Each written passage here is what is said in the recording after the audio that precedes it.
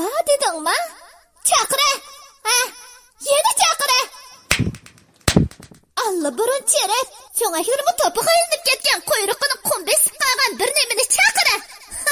O'zingcha opangni chaqirib, meni ish chaqirib qolarmikin yoki qo'rqib qolarmikin deb qoldingmi?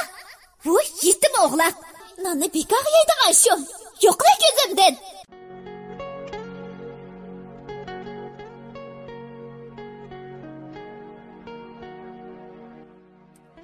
Ko'p qismliq ovozliq asar Taqdirning chaqchig'i. Birinchi qism.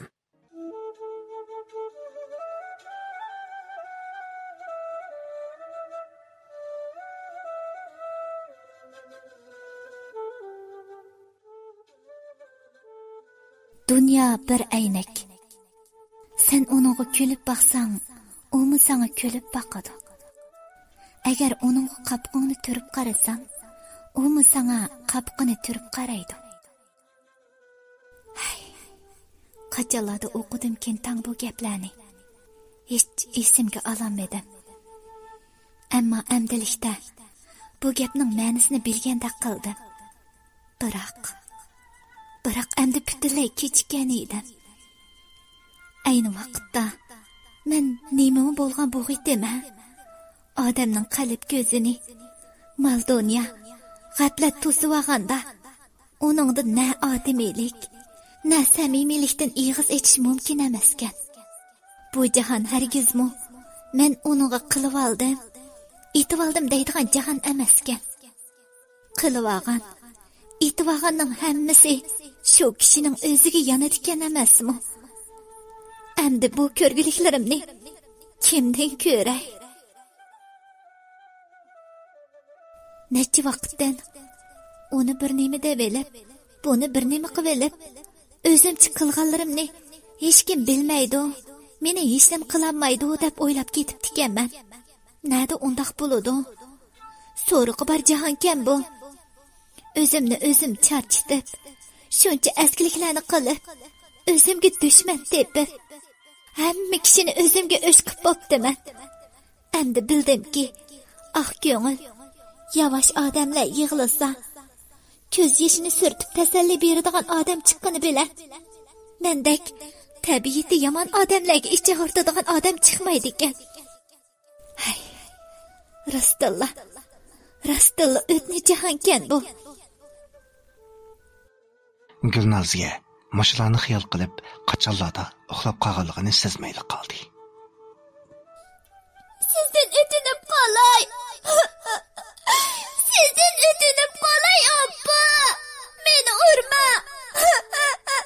Voyja. Meni urma. Oppa. Sizdan o'tinib qolay. Sizdan o'tinib qolay, oppa. Meni urma. Oppa. Voyja. Ağzını yumşum.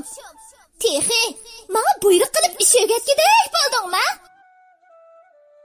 Gulnoziya Sahiraning qo'liga urishdan, uning gap qilgan ig'isiga, yuz ko'zlarga urishga boshladi.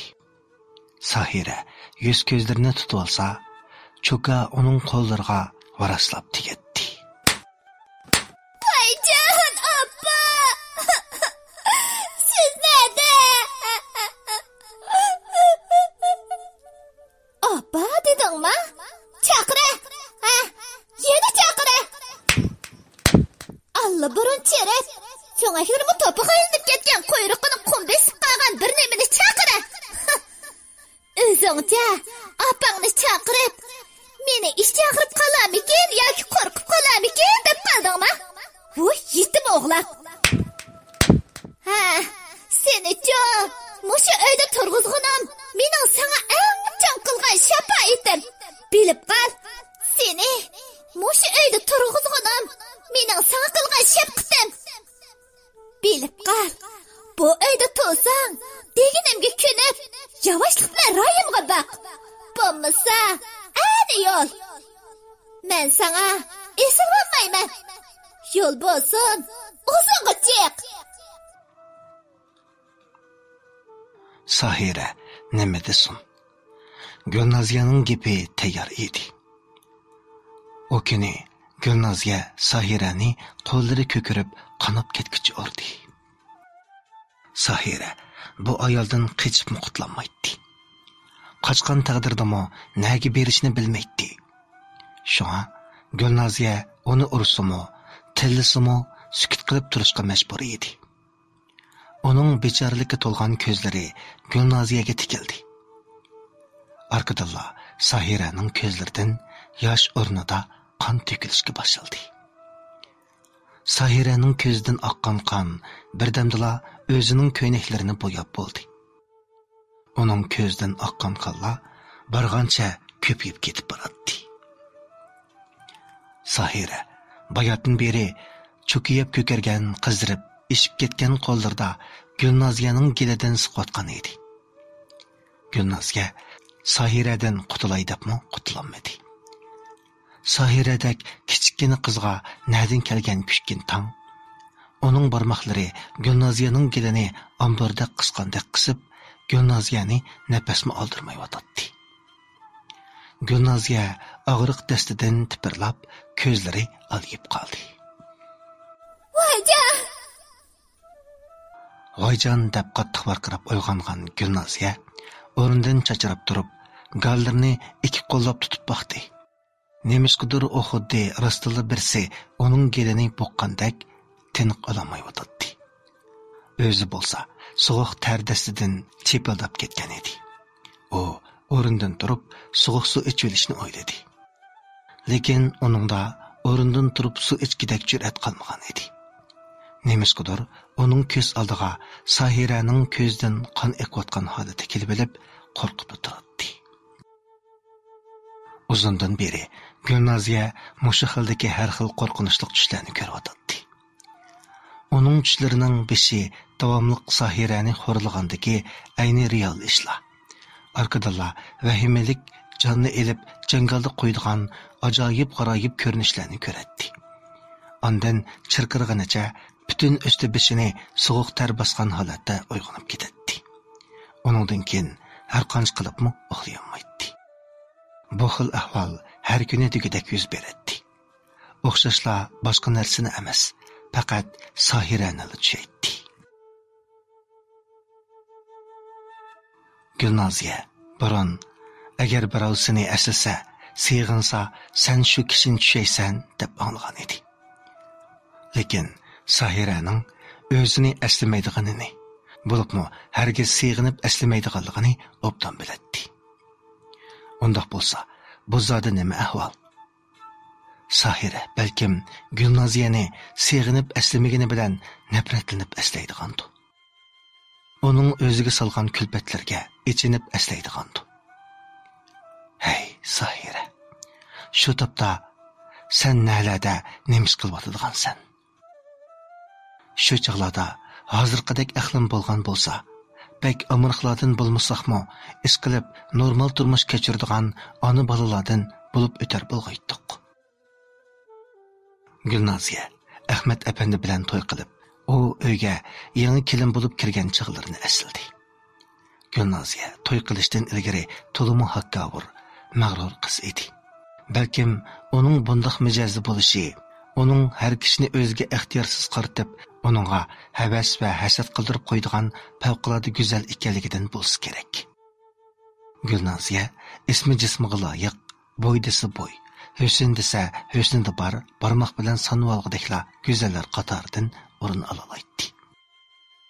Balkim uning Ahmad apandi bilan to'y qilib qilishi, bo'libmi bir bolasi bor holatida uningga yotliq bo'lishi, Ahmad apandining ering bormi desa bor tuguvchiligi bor kelishgan ekanligi, uning qo'l ilkida bor Gulnoziyaning har qanday moddiy ehtiyojini qondira oladiganligi sababli bo'lsa kerak.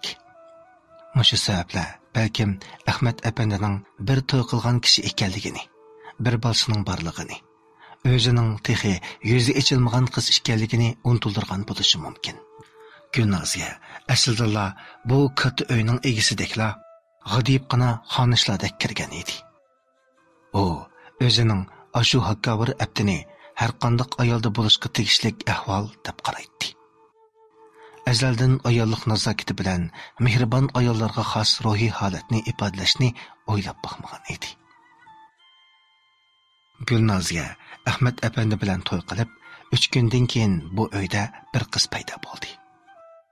Qiz texi kichik edi. Uning xuddi echilayotgan g'uncha kabi g'ubarsiz umoq holati shunchalik odamning amirligini keltiradi. Bo'libmi, uning buloqdek bir jup chiroyli ko'zi odamga boshqacha yiqishliq chiroyli ko'rinadi. Lekin o'g'rining ko'ziga o'g'ri ko'rinar degandek, bu chiroyli bo'ta ko'zlar Gulnoziyaga chiroyli ko'rinmay qoldi.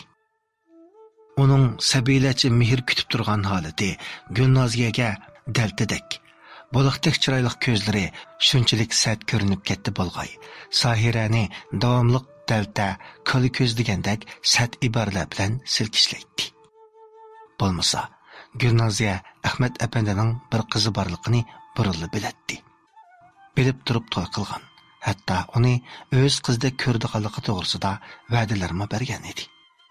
Agar undoq bo'lmaganida Ahmad apandi Gulnoziya har qancha chiroyli bo'lgan taqdirdami uning bilan to'y qilmaydi.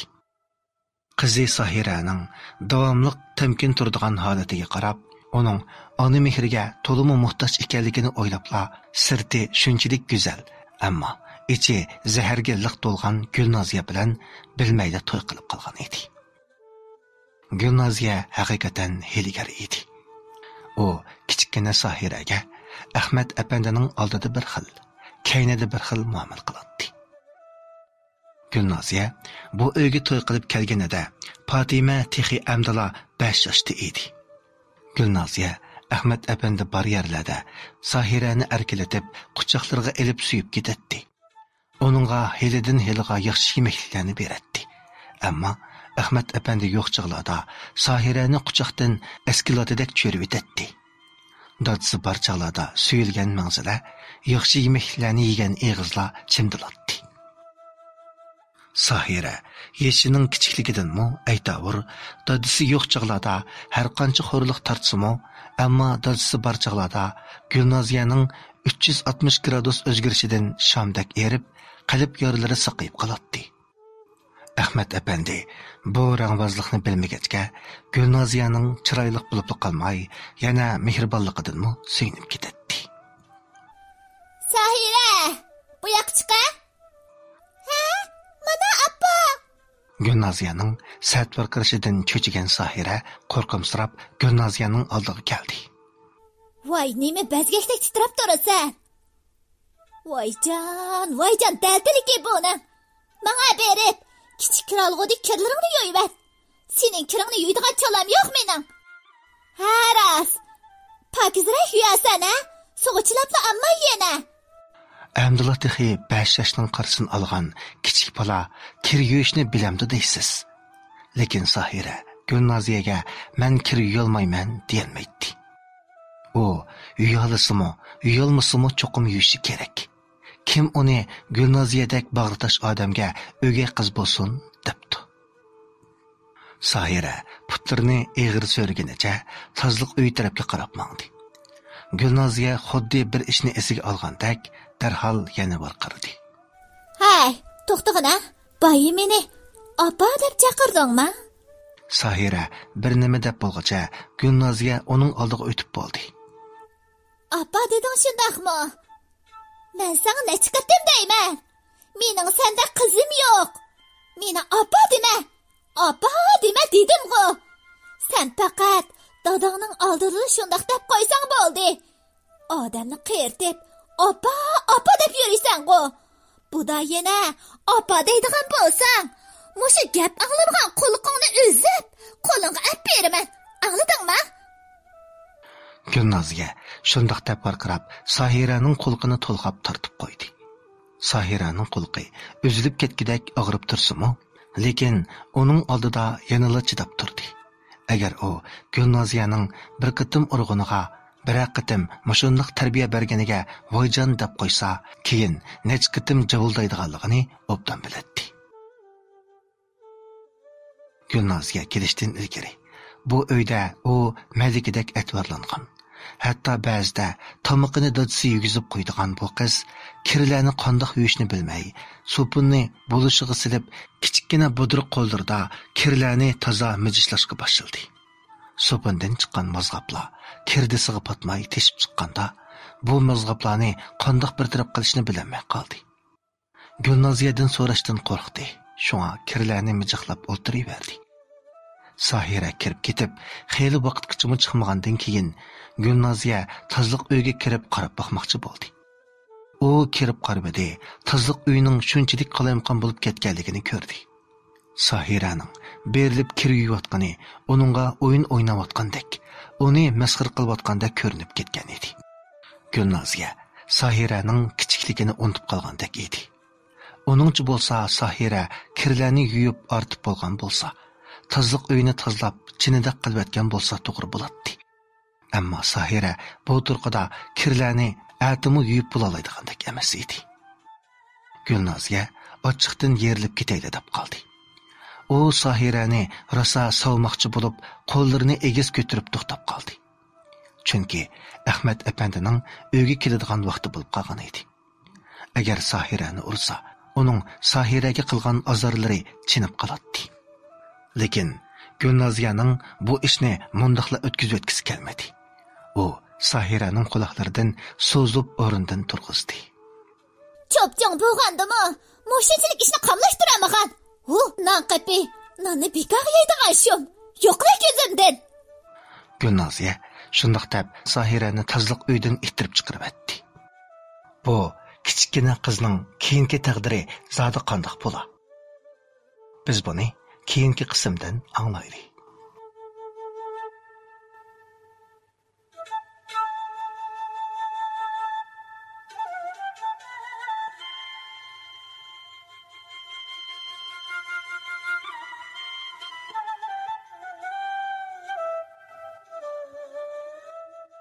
Taqdirning chaqchiqi nomli ko'p qismliq ovozliq asarning birinchi qismini anglatdik.